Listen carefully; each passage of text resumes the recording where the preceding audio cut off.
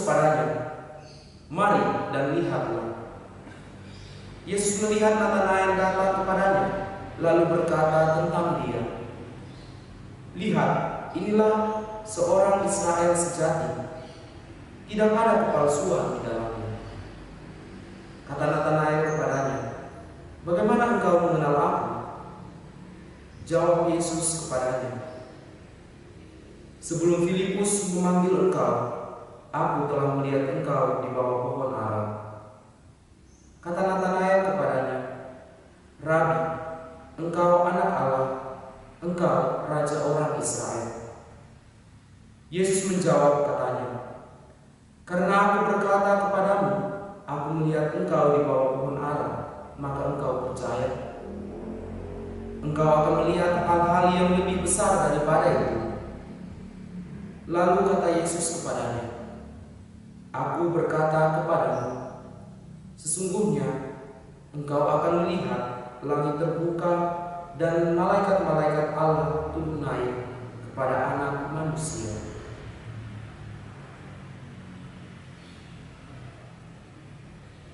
Demikianlah sabda Tuhan.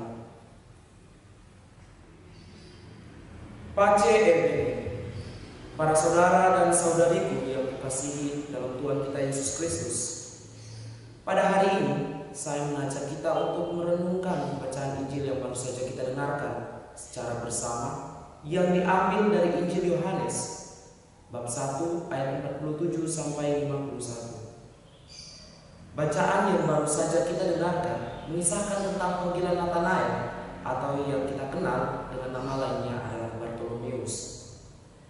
Bacaan Injil hari ini dimulai dengan ajakan Filipus kepada Natanael untuk datang dan berjumpa secara langsung dengan Yesus. Jika kita melihat dalam ayat 46, tertulis secara jelas bagaimana sikap Natanael sebelum menerima ajakan Filipus. Awalnya ia merasa ragu dan mengalami pergumulan tentang kehadiran Mesias. Dalam pergumulannya, ia berani melangkahkan kakinya dan menjumpai Yesus.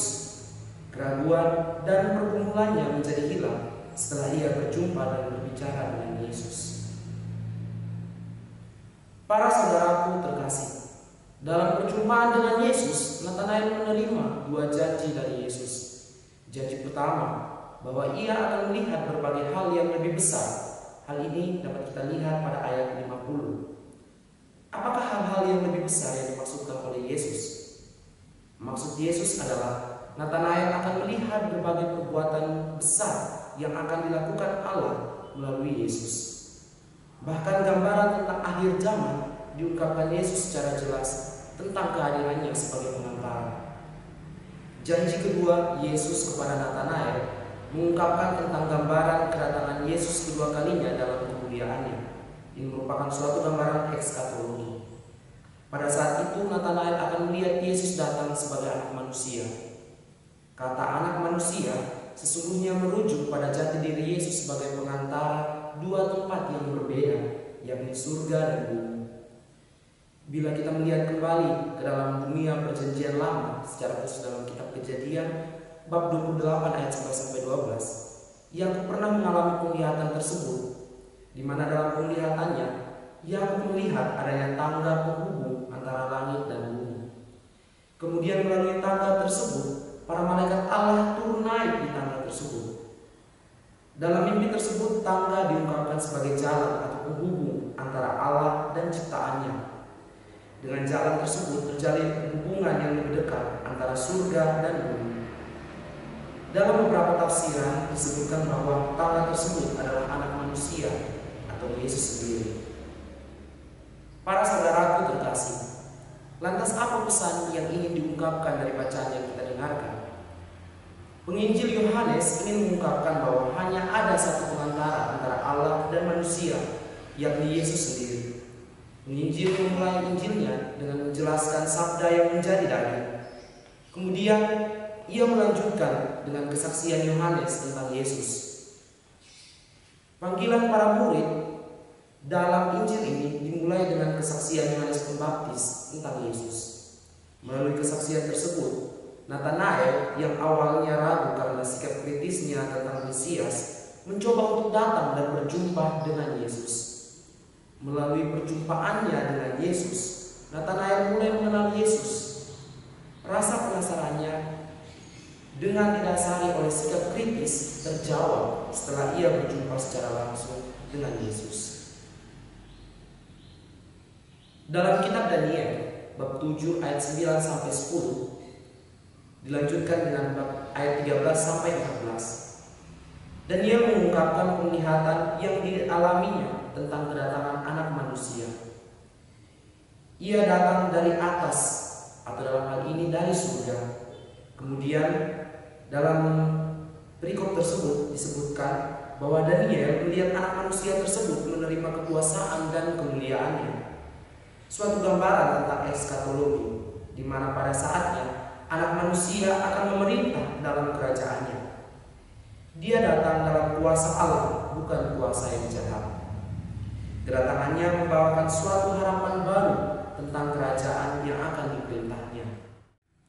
Para saudaraku terkasih, berdasarkan kedua bacaan tersebut, ada dua hal yang bisa kita tarik sebagai dasar perenungan kita pada hari ini.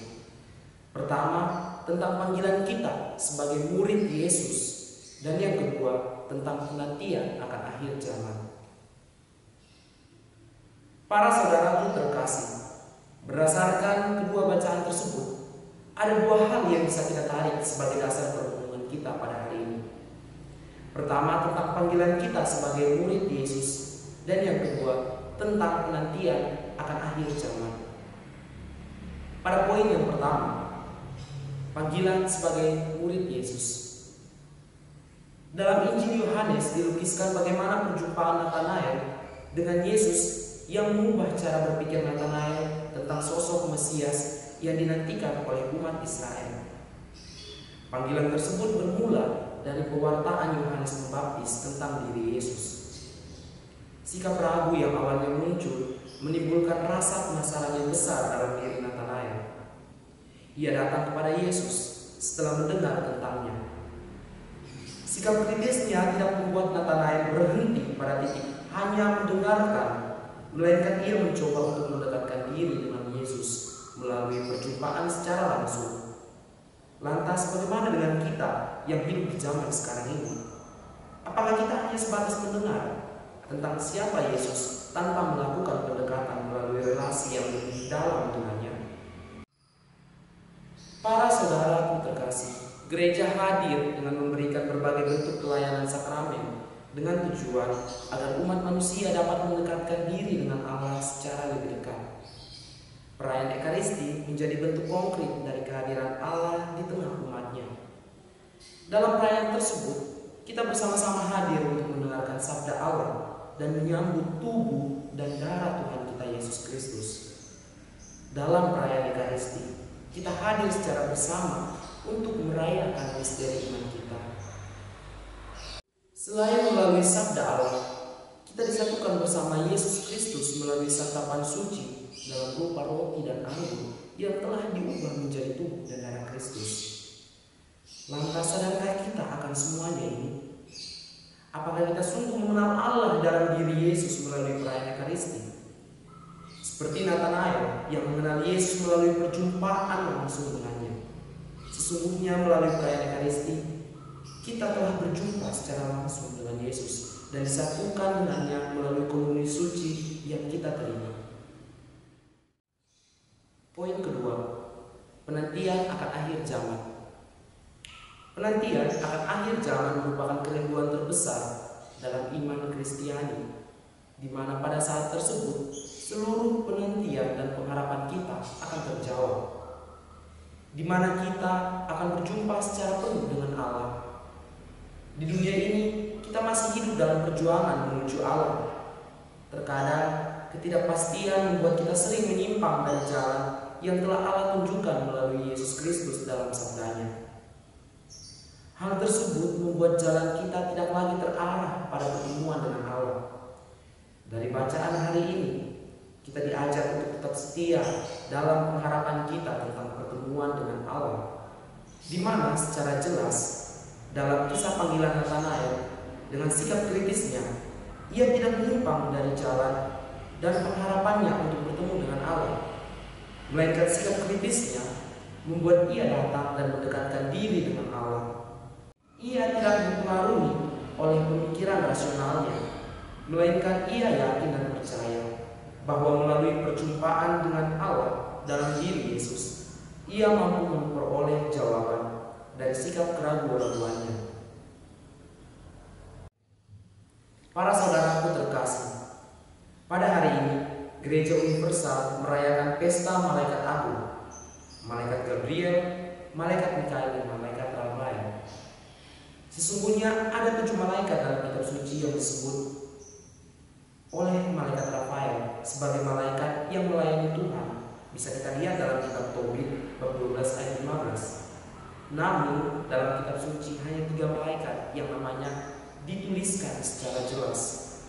Ketiga malaikat tersebut merupakan figur yang sering tampil dalam kitab suci. Sebagai contohnya malaikat Gabriel. Sosok malaikat Gabriel dapat kita lihat dalam kitab Daniel bab 8 ayat 16, bab 9 ayat 21, dan juga dalam Injil Lukas bab 1 ayat 19, dan juga dalam ayat 26.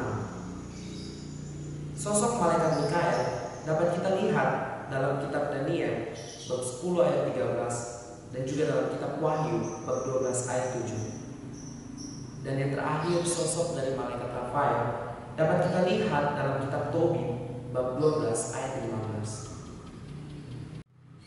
Para saudaraku terkasih, sebuah pertanyaan reflektif bagi kita. Apakah dengan berbagai tantangan kehidupan yang ada di zaman ini, kita masih tetap berpegang teguh pada pengharapan iman kita? Ataukah kita sering menyimpang dari keterarahan pengharapan kita akan perjumpaan dengan Allah pada akhir zaman? Semoga dengan bacaan hari ini, pada pesta Malaikat Agung, Malaikat Gabriel, Malaikat Mikael, dan Malaikat Rafael, kita semakin disadarkan untuk tetap berfokus pada pengharapan dan keterarahan kita akan iman